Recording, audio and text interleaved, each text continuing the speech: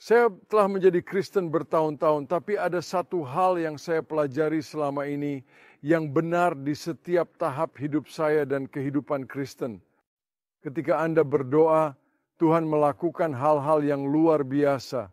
Saya juga belajar bahwa jika gereja tidak berdoa, Tuhan tidak bergerak dan bekerja karena Tuhan selalu merespon doa-doa umat-Nya. Jika Anda melihat gereja abad pertama dalam Kisah Para Rasul, Anda akan menemukan gereja lahir dalam pertemuan doa, waktu untuk mencari rupa Tuhan. Gereja berdoa, Tuhan bertindak, ribuan orang bertobat, datang kepada Kristus. Kisah Rasul 1. Dalam Kisah Para Rasul pasal 2, Petrus berkhotbah dan Tuhan bergerak. Saya lihat ini dalam hidup saya sendiri, dalam perjalanan bersama Tuhan. Awalnya, saya Kristen tanpa banyak pengetahuan, punya Alkitab dan teman.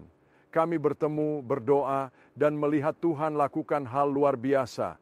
Tuhan bergerak dan bekerja luar biasa.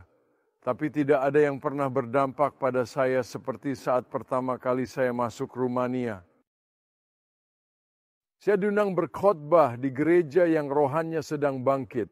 Saya masuk ke gereja 1 jam sebelum ibadah dimulai. Dan tempat itu penuh dengan orang. Mereka tak sampai sana cuma buat dapat tempat duduk. Mereka berdoa. Selama 1 jam sebelum layanan dimulai, gereja dipenuhi orang-orang mencari rupa Tuhan di Oradea, Rumania. Dan gereja itu menjadi alat kebangkitan yang hebat di seluruh wilayah Rumania tersebut. Lihat, ketika gereja berdoa, Tuhan lakukan hal luar biasa. Dan Tuhan cari orang yang berdoa. Bangku tanpa doa dari mereka yang tidak berdoa, yang tidak mencari rupa Tuhan, tidak melihat kuasa roh Tuhan dan kebangkitan. Jika ingin bangkit harus berdoa. Gereja awal berdoa.